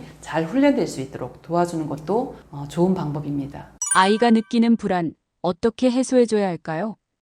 아이들은 아직 어려서 일단 어른들, 그게 부모가 됐든 선생님이 됐든 자기에게 어떤 컨트롤할 수 있는 그런 사람들이 무서운지 편안한지 이런 거에 따라서 아이가 불안을 느끼기도 하고 안 느끼기도 합니다. 그런데 가정에서 어쨌든 다시 얘기하지만 부모님하고 오랜 시간을 있다 보니까 부모님께서 아이를 교육하고 훈육하실 때 첫 번째로는 일관되게 양육해 주시는 게 정말 중요해요. 일관성은 정말 많이 들어보셨을 텐데 아이가 어느 때는 휴대폰 해도 괜찮아, 오늘은 기분 좋으니까 해도 괜찮아, 근데 어느 때는 너 왜 휴대폰 하니? 하고 야단을 치거나 혼내면 아이는 중심이 없어요. 기준이 없어서 그냥 눈치만 보게 돼요. 어머니 목소리 톤이 달라지거나 이러면 기준이 없기 때문에 오늘은 혼날까? 안 혼날까? 이러면서 아이가 불안이 엄청 많이 올라와요. 그래서 일관되게 양육을 해주시는 거 말씀드리고 싶고요. 두 번째는 부모에 대한 의존도를 낮추셔야 돼요. 이게 무슨 말이냐면 어머님이 지나치게 전부 다 해주셔도 그렇고 지나치게 통제를 하셔도 아이가 되게 불안이 올라와요. 지나치게 다 해주시는 경우에는 다 해줬으니까 엄마가 없으니까 못하겠어 하면서 불안해지고, 또 지나치게 간섭하고 통제하면서 그거 안 돼, 그거 못해, 내려놔 막 이렇게 하면 아이가 어디선까지 자기가 움직이고 뭔가를 할 수 있다라는 것을 못 해봤잖아요. 그러니까 뭐 조금만 움직이려고 해도 불안하고 뭐 한 가지 만져보려고 해도 괜히 불안하고 이런 경우들이 정말 많거든요. 그래서 스스로, 다시 얘기하지만 스스로 뭔가 경험하고 해보고 가져오고 만져보는, 그래서 어머님이 이 정도의 어떤 허용 기준이 있다라고 하면 그것을 아이가 충분히 누려보면서 괜찮구나 하는 경험을 가져가야 되겠죠. 그 다음에 세 번째 중요한데, 아이가 행동하는 것에 대한 기준이나 규칙 이런 것이 있다면 명확하게 알려주셔야 돼요. 예를 들면 거실이 있어요. 그럼 거실에서 테이블 위에서는 이거 놀아도 되는데 바닥에서는 안 돼. 또는 놀이방에서는 놀아도 되는데 밖에 나와서 거실에서는 이거 모래놀이 하면 안 돼. 이런 거 있잖아요. 수도 없이 그 기준이 집에서 많이 일어나는데 명확하게 알려주시면 처음에는 아이들이 그 기준이 세워질 때까지는 조금 혼나기도 하고 야단도 맞겠지만 몇 번 그 과정을 겪으면 오히려 아이들이 편안해져요. 왜냐하면 알았거든요. 아, 여기서는 되는구나, 여기서는 안 되는 거구나. 이 기준을 정확히 알면 아이들이 어디서 혼나고 어디서 괜찮은지를 알기 때문에 그 기준 안에서 놀게 돼요. 그래서 아이들도 훨씬 편안해지고 불안하지가 않아요. 한 가지 더 부탁드리고 싶은 것은 어머님이, 아버님이 아이에 대해서 실수하고 아이가 좀 잘 못해도 다그치거나 화내거나 공격하거나 감정적으로 퍼붓거나 이런 거 하지 마시고, 물론 훈육은 할 수 있는데 훈육 속에 감정이 들어가면 안 된다는 거예요. 비난하는 감정, 이런 감정은 절대 들어가면 안 되고 훈육은 할 수 있어요. 단호한 말투로 훈육도 할 수 있고 알려줄 수 있는데 그 밑에는 항상 그래도 너를 믿어, 너는 잘할 수 있어, 이거 이렇게 하면 될 것 같아, 도와줄게, 너를 믿는다라는 그런 메시지가 꼭 들어갔으면 좋겠어요. 그러면 아이들이 조금 혼나고 조금 속상해도 금방 회복해서 일어납니다. 느린 아이를 위한 눈높이 학습법 어떻게 해야 할까요? 느린 아이들을 이제 공부를 시킬 때 되게 어려워들 하시거든요. 그런데 그냥 무작정 일반 아이처럼 학습지를 시키거나 일반 아이가 다니는 학원에 보내는 분들을 제가 보는데 그렇게 하시면 안 돼요. 학습지를 시켜도 일반 아이가 이런 학습지 하니까 우리 아이도 그거 하면 좋아지겠지, 또 옆에 애가 하니까 좋아지겠지 하면서 시키시는데, 이런 방법보다 아이가 지금 그 또래에 비해서 얼마큼 차이가 나는지 학습 수준도 파악하셔야 돼요. 그래서 우리 아이가 아직 뭔가 학습을 하기보다 기본적인 지식, 상식 이런 것들도 아직 잘 모른다, 그거 먼저 일상생활에서 알려주시라고 제가 말씀드립니다. 그러니까 첫 번째로는 일상에서 가르칠 수 있는 기본 지식을 먼저 채워주셔야 돼요. 가족관계, 명절, 설, 봄, 여름, 가을, 겨울. 제가 봄, 여름, 가을, 겨울 4계절을 초등학생 고학년 아이에게 한 달 내내 알려줬는데도 모르는 경우를 봤어요. 그거를 이제 처음 들어보는 거예요. 그러니까 제가 수도 없이 알려주고, 그래서 이 계절은 어떤 계절이지 물어보면 여전히 대답을 못하는 거예요. 한 달이 지나고 2달째 되니까 조금씩 대답하더라고요. 그래서 이런 기본적인 것들이 깔려 있으면 아이가 다른 것들을 학습하는 데도 엄청 도움이 됩니다. 그리고 이런 기본 지식이 있어야 그 다음 단계를 할 수가 있잖아요. 그래서 기본 지식을 꼭 채워주셔라. 두 번째는 이것도 또 강조하는 건데, 아이의 현재 수준에서 시작하셔야 돼요. 아까 말씀드린 것처럼 우리 아이 6살이니까 6살 학습지 안 돼요. 느린 아이들은 보통 1년, 2년 늦거든요. 그러면 6살이어도 4살짜리 학습지 먼저 시작해야 되는 경우가 많아요. 그래서 요거를 꼭 아이 수준, 나이가 아니라 아이 수준에서 시작하셔야 된다는 거. 또 세 번째는 느린 아이들은 언어 이해가 되게 부족하고 뭔가 받아들이는데 속도가 늦어요. 그래서 알려주실 때에 되게 천천히 설명해 주셔야 되고 짧게 설명해 주셔야 되고 또 반복해서 알려주셔야 돼요. 두 번, 세 번 했다고 이제 알잖아 이렇게 하시면 되게 곤란해요. 아이는 아직 잘 모르거든요. 충분히 아이가 알아서 인지할 때까지는 그냥 새로운 마음으로 가르쳐 주시면 돼요. 화내지 마시고. 그 다음에 네 번째는 제가 당근과 채찍을 활용하셔야 됩니다. 이렇게 이야기 드리는데 이게 무슨 얘기냐면 느린 아이들은 이 상황이 끝나서 이거를 하면 이것 기다릴 거야 이런 것들을 잘 파악하지 못하는 아이들도 많아요. 그래서 어떤 놀이나 학습을 할 때 아이가 좋아하는 걸 꼭 먼저 하시고 아이가 싫어하는 거 힘들어하는 거 조금씩 하셔야 돼요. 정말 안 되면 제가 9대1로 비율을 놓고 하셔라 이렇게 말씀을 드려요. 그렇게 해서 좋아하는 거 하고 그리고 요 조금 한 다음에 또 다시 좋아하는 거 할 거야 하면서 이런 것들을 훈련시키셔야 되지 한꺼번에 아이가 버티지 못하기 때문에 한꺼번에 한다고 해서 아이가 버티지 못하기 때문에 그렇게 활용해 주시고 학교에 다니는 아이라면 예습을 꼭 시켜주세요. 어떤 거창한 예습이 아니라 아이가 목차만 보더라도 엄마가 읽어주셔도 돼요. 목차를 읽어주거나 단원의 이야기가 있으면 이야기를 엄마가 읽어주셔도 되고 같이 아이랑 찾아보셔도 되고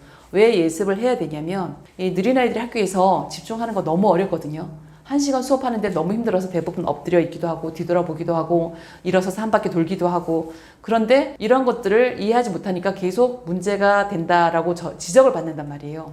그리고 집중이 떨어진단 말이에요. 그래서 예습을 통해서 아이가 아는 단어가 수업 시간에 선생님한테 한마디라도 나오면 저거 내가 들어봤던 건데 하고 조금 더 집중을 할 수 있어요. 집중을 좀 더 시키기 위해서 예습을 시켜주시고 복습을 해주셔야 되는데 복습은 느린 아이들은 새로운 것을 할 때 되게 거부감이 심하거든요. 새로운 활동, 새로운 학습, 새로운 놀이 할 때 일단은 자신이 없기 때문에 무조건 안 한다고 합니다. 그래서 지난 시간 했던 거 꼭 복습을 먼저 하셔서 나 이거 했던 거야 할 수 있어 이런 마음을 준비한 다음에 다음 내용을 하시는 것을 추천드립니다. 상황에 맞는 어휘력을 늘려주시는 거 계속 제가 반복해서 말씀드렸고요. 또 하나 말씀드리고 싶은 것이 운동을 꼭 같이 시켜주세요.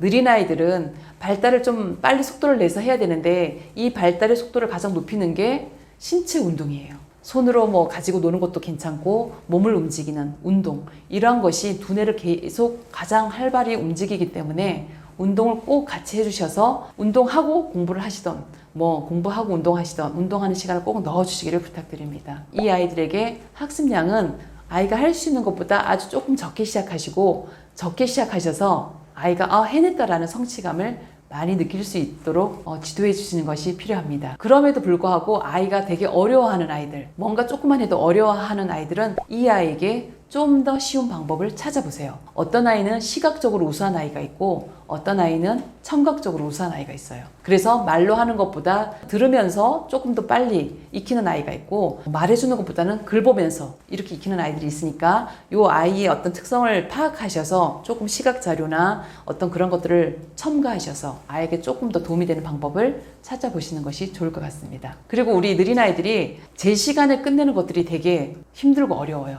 전환이 잘 안 돼요. 그래서 해 주셔야 되는 것은 정해진 시간 안에 끝내는 연습을 꼭 해주셔야 돼요. 그리고 바로 끝낼 수 없는 아이들이 많기 때문에 이제 5분 후에 끝낼 거야 하고 미리 예고를 해주셔서 아이가 마음의 준비를 하게 하시고 그 시간이 되면 다 하지 못해도 약속한 시간이 지났으니까 이제 다음 거 해야 돼 하고 넘어가는, 전환하는 연습을 꼭 해주셔야 돼요. 학교에서 이런 부분이 되게 많이 문제가 되는 것들을 봅니다. 그래서 연습을 해주시고 지금 못했던 것들을 이후에 다 다른 활동을 마치고 여유가 되는 시간에 이것을 또 할 수 있어 라고 해서 그 경험을 시켜주시면 못하는 것이 아니라 이 다음에 시간이 됐을 때 할 수 있는 거구나. 아이가 이렇게 이해하게 되면 그 다음부터 심하게 거부하는 것들이 줄어들게 됩니다.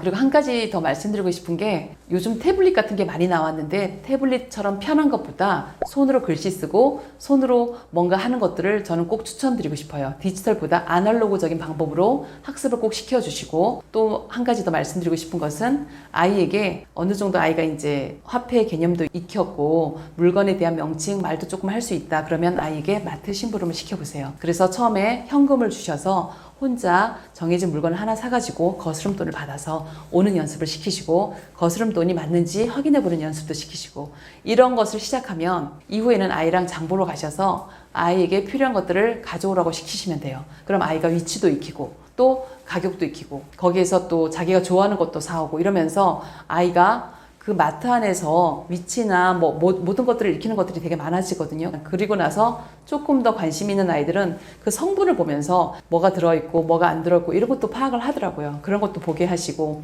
뭐 1+1 세일하는 개념도 알려주시고 하면서 그 마트에서 되게 많은 사회적인 활동도 할 수 있습니다. 꼭 해보시면 좋을 것 같습니다. 아이에게 독이 되는 훈육과 약이 되는 훈육의 차이는 무엇인가요? 이 기본적으로 훈육에 대해서 되게 이제 많은 말씀도 들으시고 강의도 들으셨을 텐데 기본적인 것들은 잘 아실 테니까 아주 차분하고 간결하게 말해야 된다는 것, 그리고 아이에게 감정을 내려놓고 지금 알려주는 교육하는 기회로 삼으셔야 된다는 것, 이런 것들을 간단하게 말씀드리고 싶고요. 제가 조금 더 집중해서 말씀드리고 싶은 것은 아이가 뭔가 훈육을 했을 때 부모님들이 잘못한 것에 대해서는 야단을 치시거든요. 그래서 아이가 혼나기도 하고 울기도 해요. 그리고 그렇게 하면 안 돼, 친구 때리면 안 돼, 여기까지는 정말 잘 하시는데 대부분 못 하시는 게 그 다음에 대한 대안이 없으셔요. 다음에는 이 장난감이 갖고 싶으면 친구를 때리지 말고 엄마한테 말해, 아니면 친구한테 빌려줘라고 표현해. 이런 그 다음에 대안을 계속 알려주셔야 돼요. 이 대안을 알려주시지 않으면 아이는 똑같은 상황에서 방법을 모르기 때문에 계속 아이에게 때리거나 밀치거나 뺏어오거나 이것이 계속 반복이 됩니다. 그래서 중요한 것은 훈육을 할 때 아이에게 안 되는 것을 알려주셨다면 그 다음에 어떻게 하면 되는지 그 대안을 꼭 제시해 주셔야 아이가 다음에 이렇게 하면 되는구나 방법을 배울 수가 있어요. 또 말씀드리고 싶은 것은 부모님들께서 아이가 장난감을 사달라고 마트나 백화점에서 떼를 부리고 울거나 이러면 보기에 부끄러워서 창피해서 아이가 너무 많이 울어서 오늘만이야, 오늘만 딱 사줄 거야, 다시는 안 돼 하시면서 사주시거든요. 이러면 아이가 울어야 저 장난감을 얻을 수 있구나 해서 이 우는 행동, 떼쓰는 행동이 계속 강화됩니다. 어떻게 하셔야 되냐면 아이가 문제 행동인 것 같다, 너무 떼를 쓰고 너무 운다, 이럴 때는 어머님 힘드셔도 무관심하셔야 돼요. 무관심하셔서 아무리 울어도 소리 질러도 내가 우는 걸로는 저 장난감을 얻을 수 없구나 하고 아이가 알 수 있을 때까지 몇 번 하시면 돼요. 제가 해보니까 3번, 4번 그냥 마음 먹고 하시면 그 다음부터 아이들이 빨리 반응하거든요. 그래서 그렇게 알려주시고 그 대신에 알려주시라고 했기 때문에 아까 대안을 제시하라고 말씀드렸으니까 이렇게 울지 않고 장난감 사고 싶으면 엄마한테 와서 이렇게 이야기, 아니면 사주세요, 아니면 어떤 행동을 해, 이렇게 약속을 하시는 거예요. 그 행동을 하려고 아이가 표현을 하면 칭찬해 주시고 빨리 사주시면 돼요. 그러니까 아이가 원하는 행동을 했을 때 칭찬해 주시고 어머님이 봤을 때 아닌 행동을 했을 때는 무관심하셔야 돼요. 그 행동이 없어지도록. 이 중에서 부모님들이 집에서 좀 실수하는 것 중에 하나가 집에서 언니 동생 형제들끼리 싸우면 너무너무 그게 싸우는 게 싫으니까 가서 때린 오빠나 그쵸 동생한테 가서 때리지 말라 그랬지 하면서 계속 훈육을 하시는 경우들이 있어요.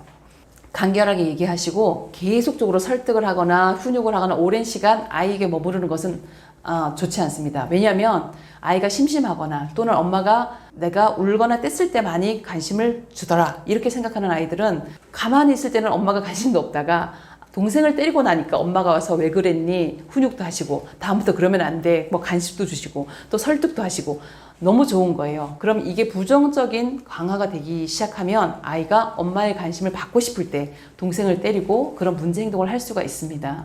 그래서 집에서도 떼쓰기나 이런 것들은 위험하지만 않다면 그냥 충분히 두시고 간결한 멘트만 던지시면 돼요. 울어도 오늘은 사줄 수 없어, 이렇게 간결한 멘트만 하나 던지시고 아이가 다 울고 나서 엄마에게 와서 말할 때 잘했다고 칭찬해 주시고 원하는 것을 해주시면 되겠죠. 그래서 이 방법이 되게 좀 실수하시는 것 중에 하나인데 떼쓰는 거, 혼내는 거 이런 것도 부정적인 강화가 될 수가 있으니까 이런 것들은 가급적 무관심하셨으면 좋겠습니다. 불안감이 많고 예민한 아이는 어떡하죠? 특히 이제 예민하고 불안이 같이 이제 올라가 있는 아이들은 일상에서 불편한 것들이 좀 많습니다. 예를 들어서 주차장 소리만 나면 막 자지러지게 울고 막 불안해서 무서워하는 아이가 있었어요. 이 아이에게는 어떻게 해야 될까요? 첫 번째는 즉시 개입해 주시고 상황을 설명해 주셔야 돼요.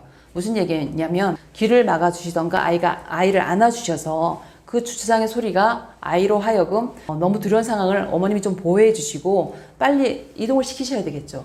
이동을 시키신 다음에 설명을 해주셔야 돼요. 거기서만 끝나면 아이는 그 상황이 또 계속 무섭고 두려우니까 어떤 작업을 하셔야 되냐면, 저기는 주차장에서 차가 나올 때 사고가 날까봐 부딪히지 말라고 내는 소리야. 저거는 위험한 소리가 아니라 안전하게 하려고 준비하라고 하는 소리야. 해서 그 상황을 설명해 주셔야 돼요. 그리고 두 번째, 아이가 그럼에도 불구하고 주차장 갔을 때 너무 무서워해. 주차장이 막 폭발하면 어떡해요? 무너지면 어떡해요? 막 두려움에 휩싸이는 아이들이 있어요. 그러면 어머님이나 아버님이 대안을 제시해 주시는 거예요. 만약에 주차장이 무너지면 아빠가 너를 구출해낼 거야. 엄마가 만약에 그러면 너를 꼭 안고 빨리 병원으로 갈게. 뭐 이렇게, 아니면 빨리 엄마가 119 전화해서 너를 안전하게 구출할 거야. 걱정하지 않아도 돼. 해서 아이가 안심할 수 있는 대안을 설명해 주세요. 그 다음에 세 번째는 평상시에 주차장을 지나갈 때마다 그렇게 무서워했는데 괜찮아 이런 연습을 하면서 어느 날 주차장 앞을 지나갔는데 아무 일이 없었어. 그러면 그 긍정적인 경험을 아이에게 계속 확인시켜 주세요. 사실을 알려주는 거예요. 우리가 지금 주차장 지나왔는데 아무 일도 없었지. 무너지지도 않았어. 저거는 그냥 안전하게 내는 소리야 하고 확인시켜 주시는 거예요. 아무 일 없었지? 괜찮지? 이걸 계속 아이에게 확인시켜 주시는 거예요. 그 다음에 마지막으로 네 번째 해야 되는 것은 저절로 아이가 이 두려움과 이러한 것들이 없어지는 것이 아니에요. 성장해서 조금씩은 덜 그럴 수도 있는 부분이 있지만 도와주셔야 돼요. 어떻게 도와주시냐. 일단 처음 극복하기 연습이라고 제가 말씀을 드리는데, 이 주차장의 소리를 극복할 수 있도록 도와주시는 거예요. 처음에는 아이랑 주차장 입구만 갔다 오시는 거. 그 다음에 입구에서 조금 더 5걸음 더 가시는 거. 그리고 싫다고 하면 또 집에 오는 거예요. 아이가 무서워하면 그냥 집에 오시면 돼요. 이렇게 해서 계속 주차장을 지나다니면서 그 소리가 나도 이제는 전혀 아무렇지도 않을 때까지 연습하시면 됩니다. 그리고 그렇게 연습을 하셨다면 이제는 확장해 주셔야 돼요. 주차장에 머물러 있는 시간이 조금 더 길게, 또는 더 많은 걸음, 10걸음, 20걸음 갈 수 있게, 또 이걸 감각적인 어떤 활동을 하는 아이들에게 좀 적용을 해보면 양을 좀 늘리시거나, 밀가루를 요만큼도 무서워했던 아이가 조금은 할 수 있어. 그럼 조금씩 더 양을 늘리시는 거예요. 이렇게 적용하셔도 되고, 경험치를 조금 더 늘리셔도 되고, 그렇게 해서 좀 범위를 확장해 주시는 것이 도움이 됩니다. 자, 이때 주의할 게 부모님의 어떤 태도예요. 아이가 주차장에서 그 소리가 나서 막 자지러지게 우니까 어떤 부모님은 같이 쩔쩔매시는 거예요. 당황하시고, 그래? 어떻게 막 이렇게 하시면 아이가 엄마의 얼굴을 보기 때문에 엄마도 저렇게 무서워하는구나. 엄마가 저렇게 불안해하는 거 보니까 분명히 여기는 무서운 곳이야. 내 생각이 맞았어. 아이는 이렇게 생각하게 되거든요. 그래서 어머님이 아이랑 훈련하러 나갈 때는 마음을 담대하게 먹으시고 얼굴에 딱 좀 결에 찬 표정으로 흔들리지 않고 당황하는 표정을 보여주시는 것이 아니라 아이에게 괜찮아. 저 소리 괜찮아. 끄떡없어. 엄마가 해결할게. 엄마가 도와줄게. 계속 이렇게 가셔야 된다는 거죠. 그러면서 그런 것들을 도와주시면 좋겠습니다. ADHD와 자폐 스펙트럼 장애 어떻게 구별할 수 있을까요? ADHD와 자폐 스펙트럼은 이제 사실 구분이 많이 나죠. 구분하기가 쉽고, ADHD는 쉽게 말해서 주의력이 결핍되고 과잉 행동을 하고 충동성 조절이 안 되는 아이들이에요. 그래서 이 아이들은 충동성을 참기가 어려워서 문제가 되는 경우가 상당히 많아요. 그런데 이 아이들은 학습을 하거나 사회적인 어떤 소통을 하는데 어려움이 없어요. 일반 아이 같아요. 감정이 어떻게 확 올라오지 않는 그런 때는 공부도 잘하고 아이들하고도 말도 잘하고 해서 큰 문제가 있는 것처럼 보이지 않는데, 어떤 충동성이 올라와서 조절이 안 되고 또 행동이 막 과잉으로 막 나타나고 이럴 때는 겉으로 볼 때는 막 되게 산만한 것 같고 아이가 좀 극단적인 행동을 하는 것 같고 이렇게 비춰질 수 있어요. 그래서 이 아이들은 충동성의 문제, 주의력 결핍의 문제, 이런 걸로 좀 많이 구분을 하고요. 자폐 스펙트럼 장애는 의사소통에 되게 어려움이 있어요. 아주 쉬운 소통도 잘 안 되고, 또 하나는 제한적인 어떤 반복적인 행동, 상동 행동이라고 하는데, 크게 박수를 친다든지 뛴다든지 소리를 지른다든지 이런 반복적인 행동도 상당히 많이 합니다. 그리고 어떤 한 가지 아이가 좋아하는 어떤 활동이나 물건, 이런 캐릭터, 이런 거에 되게 집착을 하죠. 그 한 가지에 되게 집착을 해서 그것을 한 가지만 되게 특정 물건이나 이런 것들에 집착을 해서 그것만 원하는 경우도 있고, 또 어떤 정해진 루틴 이런 것들이 조금 벗어났을 때 되게 막 힘들어하고, 이런 차이가 있죠. 그래서 자폐 스펙트럼 장애 아이들은 일단 의사소통이나 사회적인 어떤 기술 이런 게 상당히 좀 부족하고 잘 안 되는 아이들이고, ADHD 아이들은 그런 어떤 사회적인 어려움은 없습니다. 느린 아이를 치료하기 위해 부모가 꼭 알아야 하는 것은 무엇인가요? 일단은 우리 아이가 자폐다, 뭐 이제 아니 심각한 느린아이다 하시면 머무르지 마시고 하루빨리 저는 빨리 전문 기관에 가서 상담하시고 치료를 시작하시라고 말씀드려요. 왜냐면 내년이면 좋아지지 않을까요? 저에게 오신 분들도 이런 얘기 정말 많이 하는데 내년 돼서 좋아지는 경우 많지 않아요.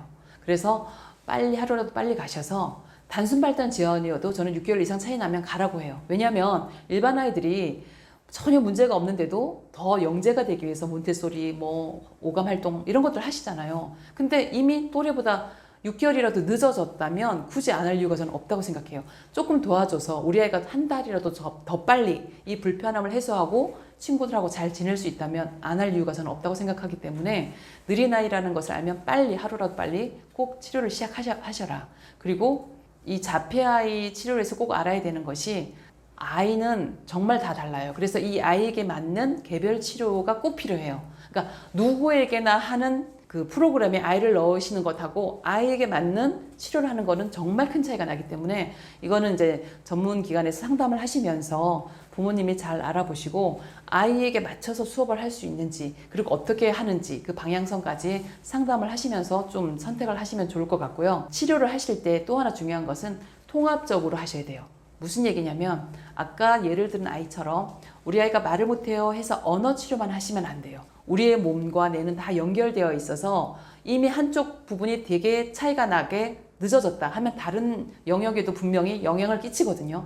조금씩은 다 늦어져 있을 거란 말이에요. 그래서 통합적으로 같이 끌어올리는, 같이 좀 성장하는 이런 것에 목표를 두고 치료를 하셔야 된다. 언어 치료라고 해서 언어만 하시면 안 되고 아까 얘기했던 몸을 만드는 이런 것들 꼭 같이 점검하셔서 통합적인 치료를 하셔야 되는 게 되게 중요해요. 그리고 자폐성 아이라면 감각 그 처리에 대한 부분을 꼭 이해하셨으면 좋겠어요. 예민할 수도 있고 되게 둔할 수도 있고 또 특정한 부분에 되게 과도하게 집착을 할 수도 있고 그런데 아이가 보기 싫다고 해서 박수를 치거나 뛰는 거 아니면 소리 지르는 거 아니면 어떤 손을 흔드는 거 막 이런 증상들이 있는데 이것이 보기 싫다고 무조건 못하게 하시면 안 돼요. 이것이 감각의 어떤 처리에 어려움이 있어서 하는 행동일 수도 있고요. 또 하나는 아이가 그렇게 어떤 불안한 상황에서 팔짝팔짝 뛰면서 자기가 평안감, 그 안정감을 느끼기 위해서 하는 아이도 있고요. 아이마다 다른데 이것이 쉽게 말하면 필요해서 하는 행동일 수 있다는 거예요. 그래서 어느 정도는 아주 위험한 거 아니면 좀 허용해 주셔라. 보기 싫어도 좀 허용해 주시고 지켜보시다가 그런 것들은 허용해 주시는데 쭉 가시다 보면 이런 것은 좀 전환해 주셔야 돼요. 아이가 유난히 한 가지 어떤 감각에만 집착하고 의존하는 거. 뭐 어떤 아이는 이렇게 손으로 두드리고 다니고 어떤 아이는 막 깨물고 꼬집고 이런 아이도 있어요. 근데 이것을 계속 두는 것보다 이 아이가 어떤 감각의 자극을 위해서 하던 성장을 위해서 하던 이게 예를 들어서 뭐 시각 자극, 청각 자극 이렇게 이야기를 하는데 어떤 아이는 시각 자극만 계속 하고 싶어 해서 알록달록한 거, 굴러가는 거 이런 거 보려고 하는 아이들이 있어요. 그러면 이 아이가 처음에는 그 부분이 좀 약해서 그런가 하고 지켜보시다가 다른 감각이나 다른 활동은 전혀 안 하려고 하고 그 한 가지만 계속 꽂혀서 그것만 해달라고 한다. 이럴 때는 다른 감각, 다른 걸로 전환을 시켜주셔야 돼요.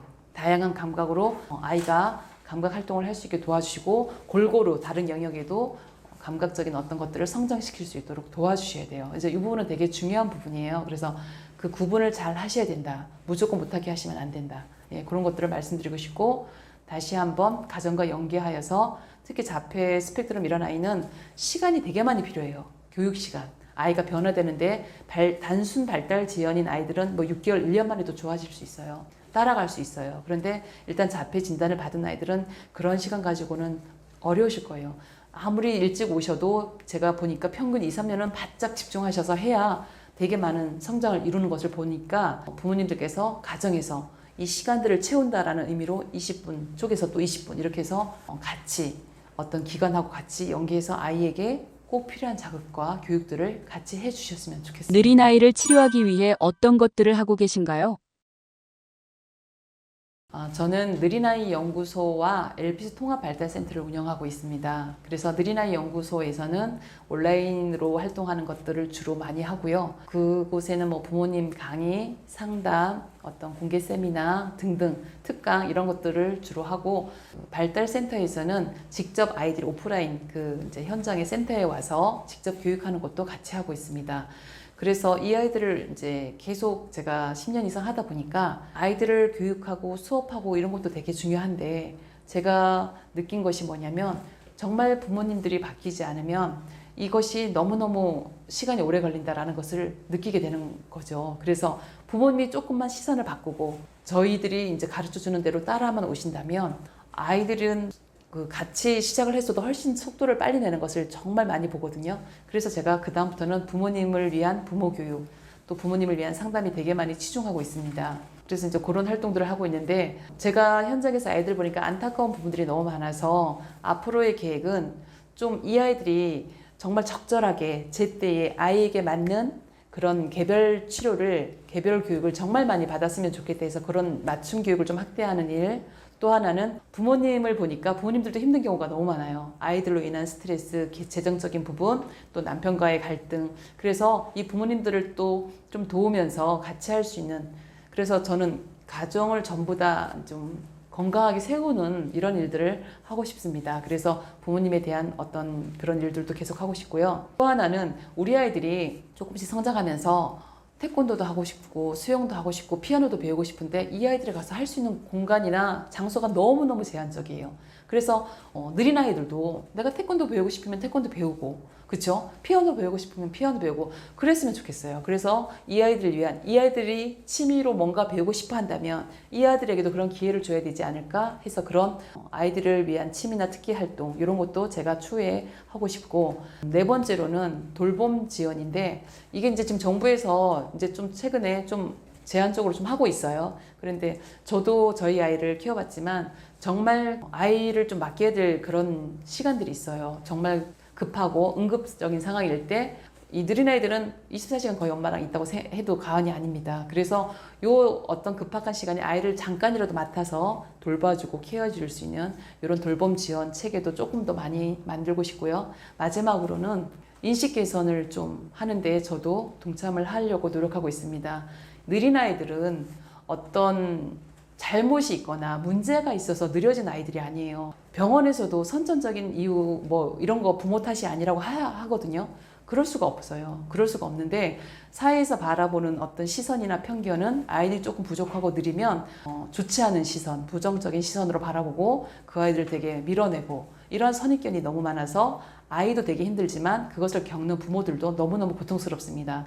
그래서 이 아이들은 도와줘야 되는 아이지 어떤 문제가 있는 아이들이 아니다, 차별받아야 되는 아이들이 아니다 라고 말씀드리고 싶어요. 그 신체적인 어떤 어려움이 있는 아이들은, 예를 들어서 몸이 불편해서 휠체어를 탄 아이들은 도와줘요. 휠체어를 밀어주고 뭐 부축해주고. 근데 우리 아이들은 몸이 아니라 정신적으로 좀 느리고 문제가 있는 건데 그것도 아픈 건데 이 아이들은 보호받지 못하고 외면받는 게 너무 마음이 아파서 이런 어떤 인식을 개선할 수 있는 이런 활동에 적극적으로 구독자분들께 참여할 해주고 예정입니다. 싶은 말씀이 있으신가요? 저도 느린 아이를 키웠습니다. 그래서 저희 아이는 그 당시에 34개월에 치료를 시작해서 말을 못했어요. 말을 못해서 34개월에 치료를 시작했는데 6살 되기 2달 남겨놓고 엄마를 처음 말했어요. 그러니까 되게 늦게 말했죠. 6살 다 될 때 했으니까. 근데 아까 말씀드렸듯이 엄마를 시작했는데 엄마, 아무에게나 엄마. 제가 너무너무 충격을 받았어요. 그래서 그 당시에 아이가 1년 넘게 2년 가까이 교육을 했는데도 엄마를 못하고 말을 한마디도 못했기 때문에 주위에서 다 안 된다고 했어요. 주위에서 포기하라는 말도 했고 친척분들도 내가 이상해서 그런 거니 안 된다. 이런 이야기까지 제가 들었는데 저는 부모라서 포기할 수가 없었어요.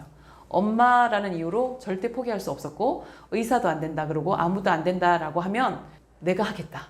엄마인 내가 해내겠다. 이런 마음이었어요. 그래서 좌우 옆을 보지 않고 열심히 앞으로 달려왔는데 지나고 나서 이렇게 보니까 물론 저희 아이는 지금 말도 잘하고 학교 생활도 잘하고 혼자서 뭐 버스 타고 뭐 다 웬만한 일상생활을 다 잘합니다. 지금 아직도 여전히 말이 조금 일반 아이들처럼 막 잘하는 거 아니고 사회성이 좀 부족한 부분은 있어요. 그렇지만 일반적인 모든 생활에서는 전부 다 지금 잘 해내고 있기 때문에 그 당시에 봤던 분들 중에서 저희 아이만큼만 되면 좋겠다 이렇게 모델을 삼는 부모님들도 꽤 많이 있으세요. 말씀드리고 싶은 게 뭐냐면 그 당시 저희 아이는 안 된다고 했다니까요. 그러니까 느린 아이라는 이유로 너무 낙심하지 않으셨으면 좋겠어요. 주위에서 안 된다고 해도 엄마가 안 된다고 하지 않으시면 돼요.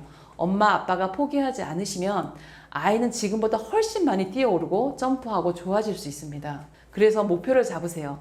사회의 구성원으로 만들겠다. 어떤 일을 하든 얘가 아르바이트를 해도 되고 단순한 일을 해도 되고 뭐 큰 일을 해도 되는데 어떻게든 사회에서 일할 수 있는 사회 구성원으로 독립할 수 있는 구성원으로 만들겠다라는 목표를 가지시고 부모님이 아이를 잘 교육하시고 지도하셨으면 좋겠습니다.